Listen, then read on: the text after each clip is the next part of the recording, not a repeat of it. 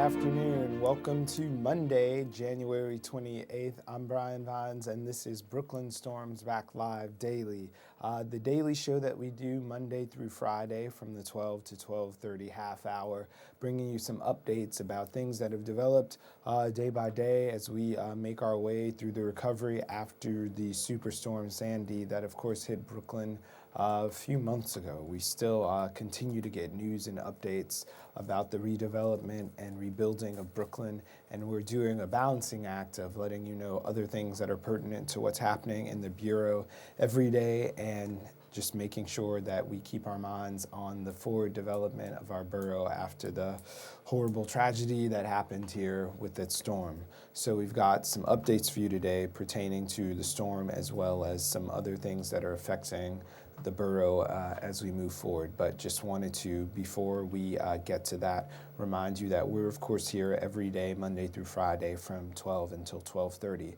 But when we're not here joining you live, we're always at our home on the web, which is www.brickartsmedia.org/BSB.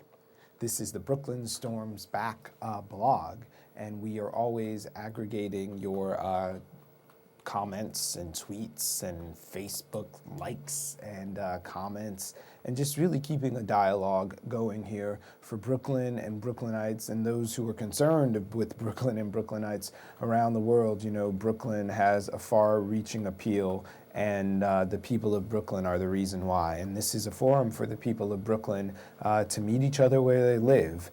We do our best to aggregate content from all over the web, whether it's with some of our friends and partners over at the City University of New York's New York News Service, where some graduate students have done some really fine work that we're happy to share with you on the website concerning the storm and its aftermath, or whether it's other news items from different news organizations that we're always happy to share as they pertain to the storm and Brooklyn's rebuilding.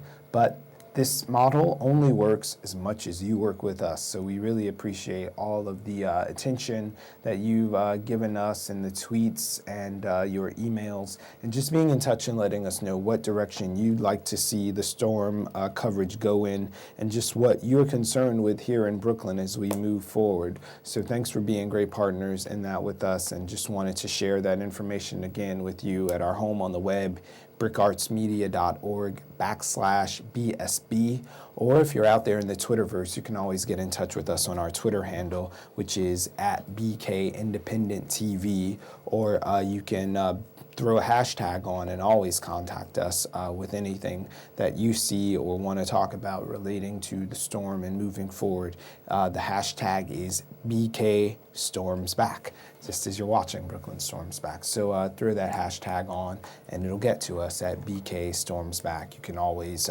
email us directly also at bsb@brickartsmedia.org. So thanks for being good partners. We hope you had a great weekend and that you're happily back into your Monday through Friday lives now, whether you happen to be at work listening to us with one headphone in while you complete your work, or if you're on your sofa watching. Wherever you are, we thank you for watching and engaging us. And it's a little bit warmer outside, so we hope your spirits are a little lifted if you got a bit of cabin fever stuck inside with the snow and frigid temperatures this weekend. But we have some news as it pertains to Hurricane Sandy recovery. Governor Cuomo is in the news after talking to the New York Daily News' editorial board, and he wanted to speak with them about some questions they had for him in general. But one of the things that stuck out with us here in Brooklyn was the fact that the governor will offer through the state, quote, fair market, unquote, appraisals of people's properties that he expects will be, quote, on the generous side. He's speaking about fair market appraisals that'll be on the generous side for people who are choosing to not rebuild where they were before the storm. And the governor plans to, quote, give them a check so they can move on and they take the property. So under the governor's plan, the properties would stay fallow, making sure that nothing is built on the spots that seem to be in the process every year of being reclaimed by the ocean. It's really buyouts for people who have homes along the coasts and are continuing to apply for federal aid and state monies to rebuild their homes event after event. And it may simply be the changing patterns of the ocean, or the question of global warming, or just where those patterns are shifting as we work towards making these new flood zone maps. But there are clearly some areas, especially the closer you get to the coasts, that seem to be perpetually underwater whenever these storms happen. So it's the governor's plan to apportion some of the $50.7 billion in Sandy aid that's coming from the federal government, to buy out some of those homeowners so they can have a chance to take that money, and it would be contingent on them going somewhere else to rebuild and start their lives. So it's not like they could sell their home on the waterfront to the city or to the state of New York and then move 6 blocks down and build a new house. This is for saying, okay, we've made a go of it here and it's not going to work, so we're going to go away and try to make a life somewhere else away from the coastline. In the fiscal budget for 2014, Governor Cuomo planned to spend about $3.6 billion on Sandy rebuilding. And that number could go up exponentially as we go into the future if these weather patterns continue. So just one more voice out there, the governor saying, you know what, we'll buy these houses and this land back to make sure no one can build on it, so the people of New York State won't continually have to bail out their neighbors who are on this coastline and they get flooded continually. So it's just one plan out there. We're definitely interested in hearing what you have to say and if you would accept a buyout. We know that when the governor's talking about this, a lot of images of other areas come to mind, but there are definitely homes in Brooklyn that are part of the coastal region, as we've all been painfully aware of. And would you take a buyout? And how is this going to work for people in apartment buildings or maybe condominiums? And what's the magic number if a certain number of people have to sell or move before it can work for a unit? There's a lot of questions that are going to come with this proposal, but it is one of the solutions that we may be moving towards as we learn to cope with this new weather pattern that we seem to be faced with. But we'll definitely keep an eye out, and we'll be looking for your responses as well. Let us know if you'd sell your home to the state to avoid having to rebuild after another hurricane or really disaster event. So be in touch. There's our email and contact information down below. Let me know what you think. So moving on from rebuilding homes to really rebuilding lives personally for people who may be out of work or in a really bad position after the storm. And right now I'm particularly talking about those among us who may be undocumented or not yet citizens of the United States and thereby don't apply or can't apply for FEMA. So 24 or more outreach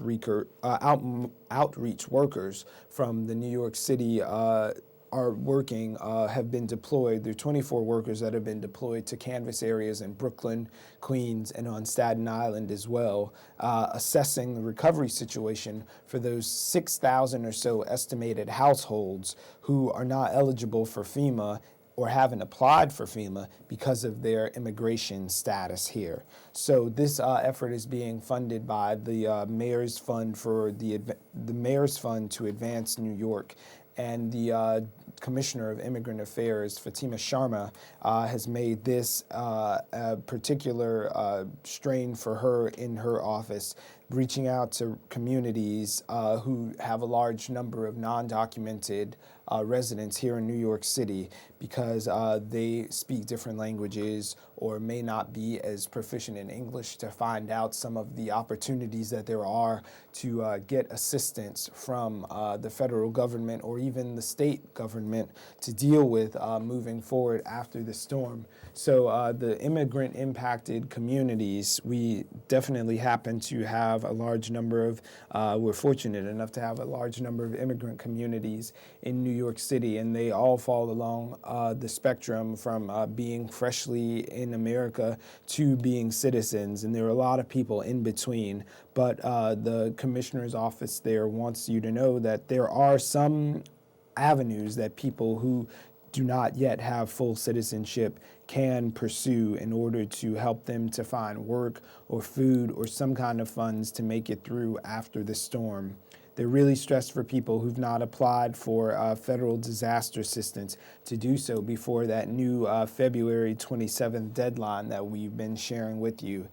But even if you happen to be in a family of immigrants or are friends or neighbors or happen to know of people in the community, as long as there is one person that has a social security number, the family is eligible to apply. So if you happen to not be a citizen yet, but you have a child who was born in the States and they're a baby, even an infant, as long as they have a social security numbers, immigrant families can apply for FEMA assistance. And it's really important that you do so if you can. So if you've got any person in that household who has a social security number, you can call 311 and find out about this program, and they're there to help you and assist in the language that you speak. So it's really important to apply for that assistance, as it is for everyone in the larger community. The new deadline for FEMA assistance is in late February. February 27th is the deadline that we're looking at. That extension was just granted last Thursday evening, and we were happy to bring that information to you with FEMA's Brooklyn coordinator, Willie Nunn, joined us Friday morning to talk about that extension of those FEMA, the enrollment period. The deadline's been extended. It was to have ended today, so there's a bit of a reprieve, and you get one more month to apply for those FEMA funds. But don't let the month find you without having applied for those funds, because once that door is closed, there's no reopening it.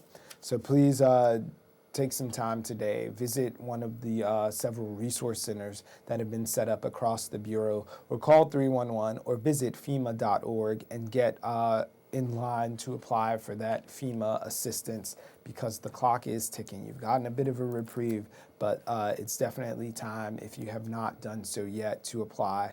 No matter what your situation is in terms of language, there'll be someone on the phone who can direct you to the way to properly apply for that FEMA assistance. So another issue of concern here in Brooklyn, switching gears a little bit, is transportation. Everyone knows that it's often said that the subway is sort of the lifeblood of New York City. So what would New York be without its subways, and what would your community be if you had a subway that has not quite reached its full potential?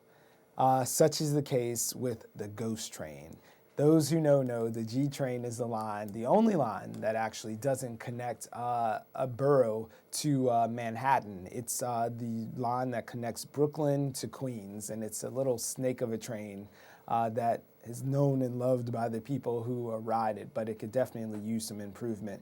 And one of the allies in improving that train, of course, is State Senator Daniel Squadron, who yesterday convened a rally with State Senator Martin DeLon yesterday and the people from the Riders Alliance. And right now on the line, we have a representative from Senator Squadron's office. Amy Spitalnick is the spokesperson for State Senator Daniel Squadron, and she's joining us right now. Thanks for being here, Amy.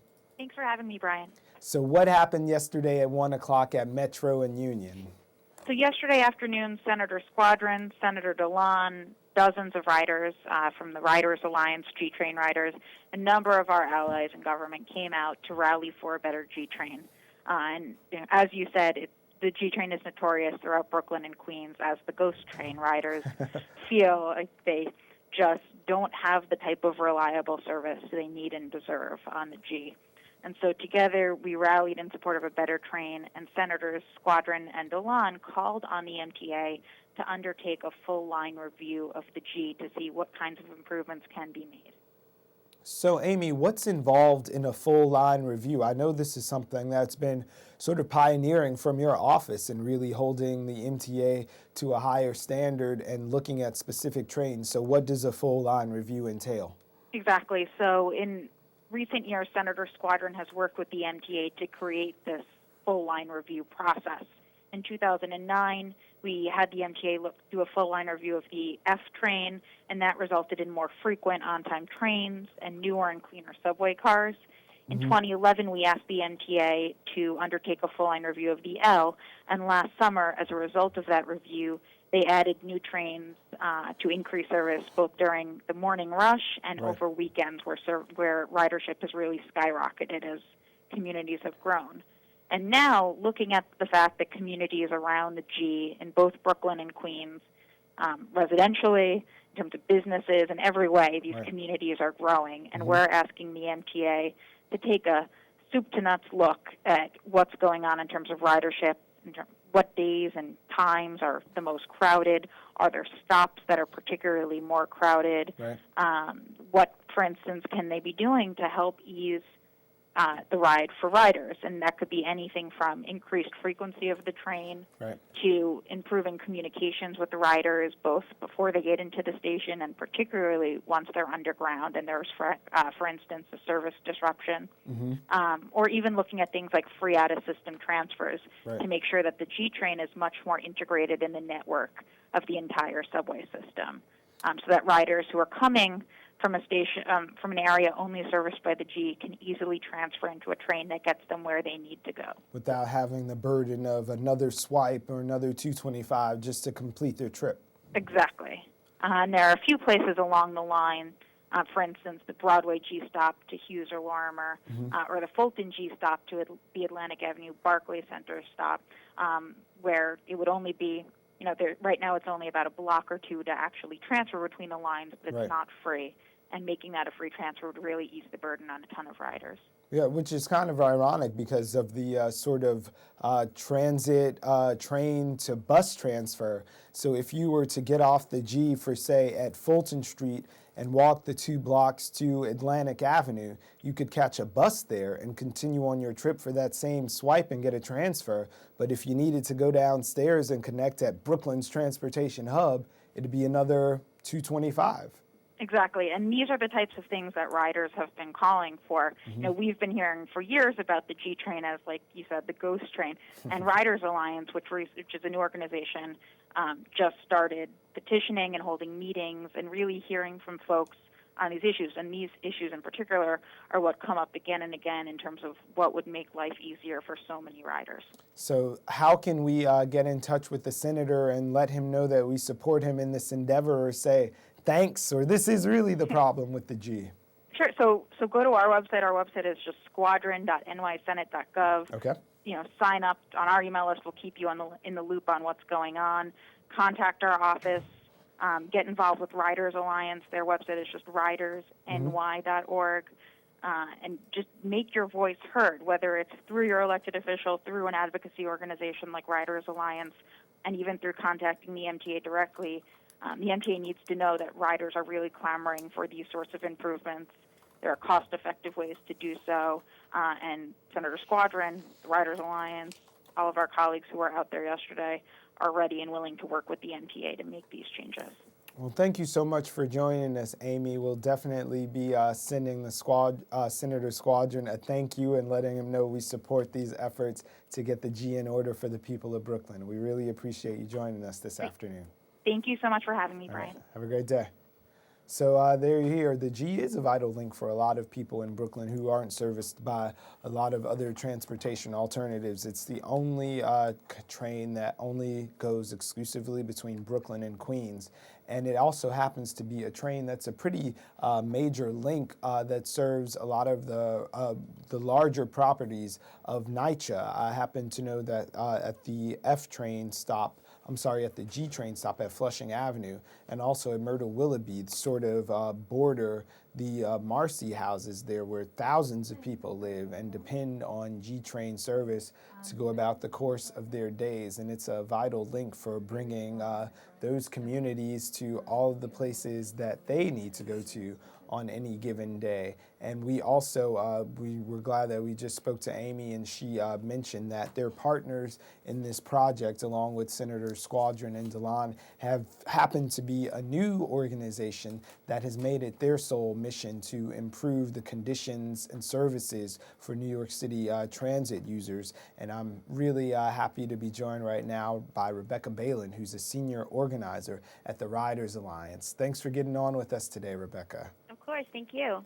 So like I said, we just spoke with Amy over at Senator Squadron's office, and we saw that he and Senator DeLon were out there yesterday, and this is something that they've taken on in their offices, and I have a feeling you guys might have had something to do with that. Well, they approached us. They were interested in how big this campaign is getting. Our members are very passionate about improving the G-Train. So how did you come to be involved in the fight? You guys are a relatively young organization, about 8 months old, and you decided to take on the Ghost Train as your first big endeavor? Well, it's not our only endeavor. Right. We are a grassroots organization of subway and bus riders. We work neighborhood by neighborhood on campaigns that our members care about, on issues that affect them locally. And the G-Train was one of the issues that our members were clamoring about, and we had to work on it. So, Rebecca, let me in on a little inside baseball there. Since the people were complaining, what were the top complaints about the G? What were you hearing from people that made you guys decide, all right, this is the right campaign for now? So there's 3 parts of our campaign, but the 2 biggest things that people were complaining about were the frequency issue and the fact that it's like, as you said, it's the ghost train. It does not come often enough, and often it is late. We have the issue of free transfers that Amy talked about, and finally communication with riders, especially when the train's going to stop. We know that it only has a 4-car train. People don't know, our members and G-Train riders don't know where it's going to stop, and they end up running for that train, what's known as the G-Train sprint. So those are the biggest issues. I mean, people are late. Our members, G-Train riders, I myself am a G-Train rider. We're late for work. We can't get to, we can't get anywhere on time because of the G-Train, and it's an important train and needs to be improved. Listen, I happen to be a Myrtle Willoughby guy, so I know of the pain of the G-Train and the G-Train sprint. I've done it a few times, but I didn't know that it was actually a thing. It's a thing. Yeah, it is a thing.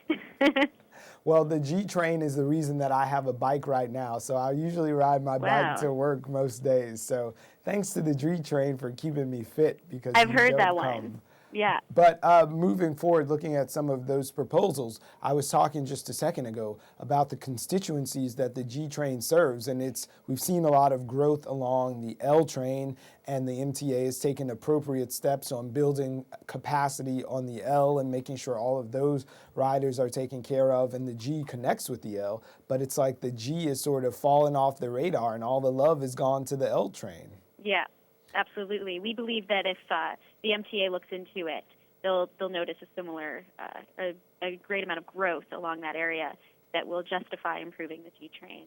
And the fact that one of the largest public housing developments in the entire city, the Marcy homes, are bordered there, right, by Myrtle Willoughby and the Flushing Avenue lines, sort of take up that entire swath there. So there's literally thousands of people there who rely on the G-Train every day. Exactly, and many people along the G-Train don't have any other option, don't have any other trains, are not connected to the L train or other lines, or inadequate buses. So the G-Train is really important to many people. It's vital to their lives, to being able to get around, for sure. So now for people who've been scandalized and want to take action right now to improve the G-Train service, let us know how we can get in touch with Riders Alliance. Great. That's a great question. Well, they can go on our website, ridersny.org. That's RIDERSNY.org. We have a petition to improve the G-Train. They can sign that. We have a survey, Transit Rider Survey. They can sign that, or they can get in touch with me directly at Rebecca@ridersny.org. Well, look forward for my email, Rebecca. I'm glad to join in the fight to bring some improved service to my neighbors and, by extension, myself. But thanks for the work that you guys are doing, and I look forward to those free transfers very soon. Exactly, and you can come to a meeting. We have regular meetings to plan our next steps. Awesome. So that's another way to get involved. Thanks for joining us today. All right, thank you. All right, bye. Bye-bye. So that was Rebecca from the Riders Alliance, Rebecca Bailin there. So get in touch with him. We definitely will share this information on our webpage at brickartsmedia.org/BSB, of course. But just before we get off, we've got about 3 minutes. So we thanks to those 2 ladies for joining us and for the work that they're doing to help improve transit service for all of Brooklyn. Speaking of all of Brooklyn, it seems as if we were all pretty riveted Friday afternoon by reports of a fine Portapis friend who was in some need in the Gowanus Canal. So around our office, there was a lot of buzz about it. We happened to be steps away from the Gowanus, and a few of my colleagues ran out to get a glimpse of that cute little silver guy who was in the canal against all odds. But the dolphin sadly died later that day, which I guess didn't really come to us as a surprise to a lot of us who are familiar with the Gowanus and the fact that the place is a Superfund site and one of the most polluted bodies of water in all of the nation. But we were all riveted and we're all saddened by the loss of the little dolphin Lundgren, as it was christened by the folks at, where was it, Corinne? From the little sign that we found. The folks at Pacific Standard, I'm speaking with the producer of the show, Corinne, who's just off camera here, was out at walking in the neighborhood and saw a sort of memoriam for Dolphin Lundgren, who is in the canal there. And it's really sad. So we just wanted to take a moment to recognize the dolphin and some of the excitement that he brought to Brooklyn, and hope that this energizes some of our neighbors to get involved in the fight to clean up the Gowanus. We know that it's become a Superfund site, and it really just highlights the condition of some of the waterways here in Brooklyn. It's, I guess, a remnant from the bad old days before we knew or cared enough about the environment, and now we're left with that lingering legacy of pollution there in the Gowanus. So get involved, call your neighbors, get involved with the community board about cleaning up that waterway if you were at all inspired by Dolphin and his short, wonderful ride through Brooklyn. We'll miss you, Dolphin Lundgren.